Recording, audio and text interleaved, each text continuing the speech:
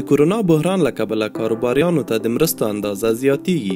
ټول هغه شرکتونه آزاد کارکوونکي او کاروباریان چې سږ کال د کورونا بحران له کبله زیان لیدلی وي د مالیې مرسته ترلاسه کولی شي. دا مرسته له ځینو عادي کارکوونکو سره هم کیږي. په دې ډول هغه کسان چې د 2019 او 2020 کلونو لپاره یې مخکې له مخکې مالیه ورکړې وي کولی شي د هغې یوه برخه بیرته ترلاسه کړي. په همدې ډول شرکتونه کولی شي د سږ کال مالیې وځنډوي او بل وخت یې له سود پرته ورکړي. د دې کار لپاره باید د 2020 کال د دسمبر میاشتې تر پایه د مالیې ادارې یا فینانسم ته غوښتنه وړاندې کړل شي.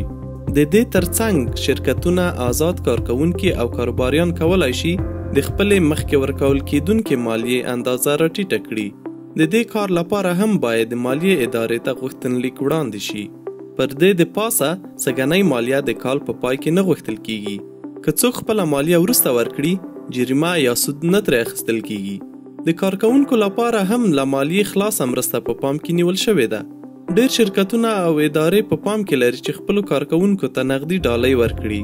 په ځانګړي ډول د سوپرمارکیټونو کارکوونکو، د لاریو یا باري موټرو چلوونکو او نرسانو یا پالندویانو ته دا ډول ډالۍ په پام کې نیول شوي دي. سږ کال تر 1500 یورو پورې د دې ډالۍ په پیسو مالیه نه راځي.